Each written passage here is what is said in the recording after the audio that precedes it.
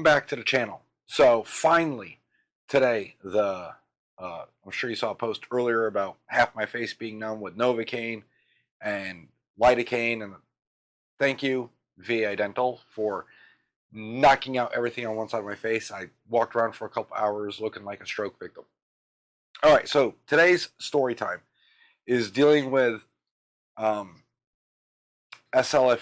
So if you're living in Connecticut and you know what SLFU is, they're the special licensing firearms unit of the state police. They deal with our gun permits, gun transfers, approval numbers, yada yada. Everyone knows.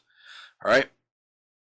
Now, last thing I ever recommend to anybody is calling them and asking questions, which between Reddit and other things, it's always people like, I wrote to SLFU and asked them this, and they're not going to give you answers. All right. And for those that don't know who they are or what they are, when the state legislative bodies and the governor create some weird law, they're never good. They're always obscure and can be read into, and they're hard to understand.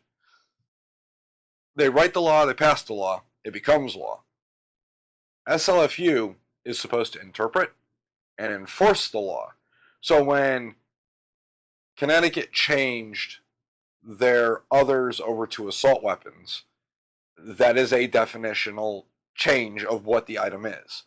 So people were asking SLFU, what does this mean? Does this mean that it's now technically a rifle? Can I put a buttstock on it? Can I do this? Do I have to maintain it like this? And they said, we're not going to answer that, but when we arrest you, we'll let you know if it's illegal or not. I mean, that is literally what they said. So I never, ever recommend anybody ever calling them. Okay, and then me, I call them because I had a question. So here's what happened. A family friend passed away, and they had a bunch of firearms that were in a trust, right? So technically there is no probate because there's a trust. Now, it wasn't like a couple of trusts where a lot of people are used to, like, oh, my guns are in a trust, I set my house up in a different trust. It was one trust with everything, okay? Now, everything has to be broken up and spread out now, so it is kind of a headache. The firearms need to come out of the trust, or someone needs to be added to the trust so we can transfer them, because the person that gets them doesn't want them, okay? So that being, sorry for the music in the background, that's a timer. So these firearms, how do we get them out of the trust, right? How do we transfer them to another person? Do we add that person as a beneficiary in the trust and then remove the other person, and then thus they are transferred? How does that work, right? And we're dealing with a lot of people in state, out of state, so on and so forth. So one of the people were like, well, could you ask them? Could you ask SLFU the process? What do they want us to do?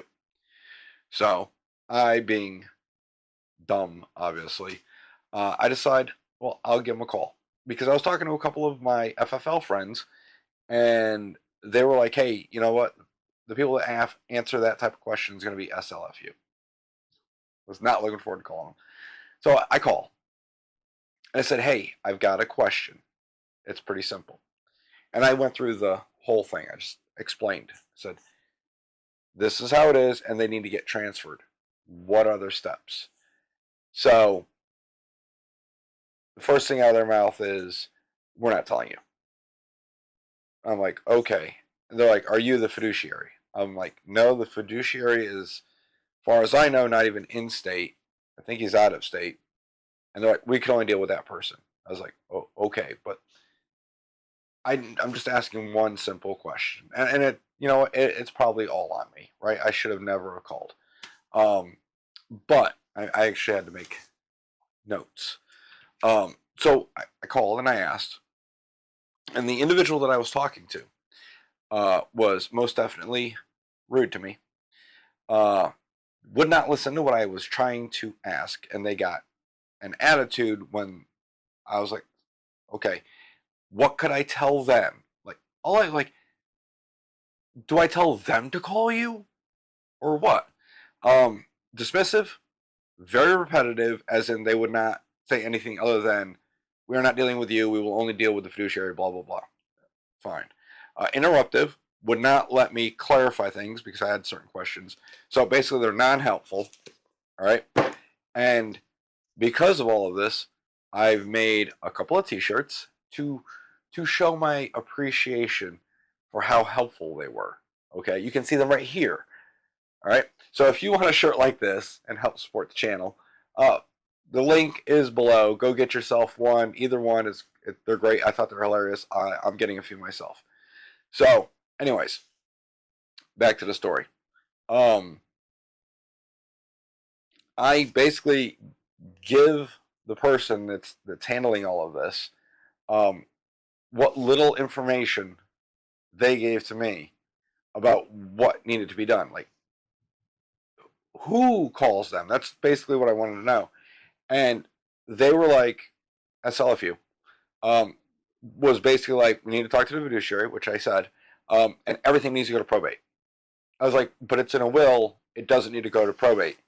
And they're like, yes, it does. So I went to, all-knowing Google, and it specifically says a trust is not subject to probate because the assets in the trust have already been transferred to a trustee to manage for the benefit of the beneficiary. Okay, that's the dilemma. How do we take them out of the trust? Do we need to take them out of the trust? Can we break the trust off? What are our options here? Okay, and they did not want to talk to me. So I have no idea.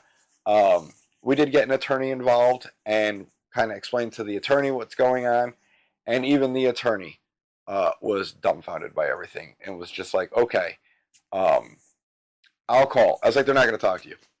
You're not the fiduciary. It's like someone's just got a simple question. Like, what's the process? And going to their website to try and figure that one out. Good luck. Their website is absolutely garbage. When you go to, frequently asked questions, they're ridiculous.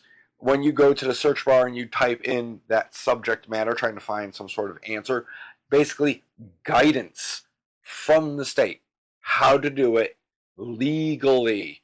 Because outside of doing it through the ATF with 4473s, in Connecticut, we have to do DPS 3s and a bunch of other stuff. So, does all of that need to be done, right? Or can an individual just be added to the trust as a trustee? And would that satisfy the needs of the state? And they would not tell me. And it was just frustrating. Now, I know some of you may be thinking that I'm being hyperbolic and I'm blowing it out of proportion. My wife was literally sitting right next to me. And when I got off the phone, I looked at her and I'm thinking, okay, maybe it's me. Maybe I'm not understanding what they wanted. And my wife's giving me that look, like disbelief. And I was like, what? What I said? She goes, no, absolutely how rude they were and how they treated you. I was like, yeah, that's pretty much how they treat people. She was dumbfounded that a state agency that is designed to interpret and enforce the law would not inform a citizen who is trying to be above bar with everything, the proper procedures going forward. Like, simply who to talk to, what the steps would be. I'm not trying to do it. I understand if they're like, listen, you can't do anything. Only this person could do something, the fiduciary, the trustee, whoever. But since they're out of state and not exactly able to get a hold of all the time, here's what you should tell them. Here are the steps. This is what we want to happen, type thing. This is what they need to do. No, that's not what they did. They basically blew off everything. And, you know, treated me like I was a turd muffin. So, thanks, guys. I appreciate that. Good looking out for your citizens, making sure they're doing their due diligence and staying within all legal parameters. I like that, you know, because we'll let you know if it's illegal or not when we arrest you. It's still the best answer I've ever heard. So, I mean, that's pretty much it. Just my little rant of don't call them. Don't look to them for answers. Even with HB 6667, all that crap that went into it, because there's people still trying to figure out and ask about it. SLFU is the one that enforces it, and they have no clue. They have no idea. Like with the magazines, right? The magazine declaration, which I did in another video. If I remember, I'll link it somewhere around here. It was supposed to be opened up for a window for you to declare your standard capacity magazines. If you hadn't so back in 2014. Because you never know, you might have cleaned out a closet and found a few. You know, weird things happen. They did not have a form for it. They did not want to tell you when their form was going to come out. When the form did come out, they did not tell you it was released. It was not on the website, so website was not updated. It was hard to find. I found it on Reddit, and that's in the video link for the description and all that is those PDF forms. But nonetheless, it happened, and they were playing coy. They played dumb, and the form specifically says you can either drop it off or mail it in. Okay, well, sometimes when you mail things, it tends to get lost. All right, so a couple of people opted to bring it down there. Sounds pretty easy, right? Walk in, drop the form off. And they said, we're not doing that. We're not accepting them in person. And they even pointed out, well, it says right here at the bottom of your form, drop off to this address, which is on Country Club Road in Middletown. They were basically like, yeah, we don't care what it says. We're not taking them in person. You have to mail it in. Even though the form that they created says you could drop it off, they weren't having it. So again, they give you information, they give you directions, and then they don't want to deal with it. All right, it's your problem. So take it home and mail it in. Hope it doesn't get lost. That's why anytime you mail anything to these people, even if you're sending paperwork out to Utah for your Utah permit, I always tell people take it to the post office, send it registered, receipt, signed, sealed, delivered, whatever. I do everything. I want to know every step of the way where it is. I want a signature for it. The whole 9 yards, because God knows how many times people send in like their permit renewals and they don't hear anything from the state. And when they finally get a hold of the state and they're like, hey, I submitted my renewal 4 months ago. Where's my permit? They're like, yeah, we never received it. You're like, no, I sent it in. Yeah, they're like, well, we never received it. What do you do then? Well, you're going to have to start the whole thing over, like going to the NRA class and applying like it's your first time. Versus if you have that signature receipt, you can look back and be like, okay, here's this person that signed for it. Where's my permit? All right? That simple.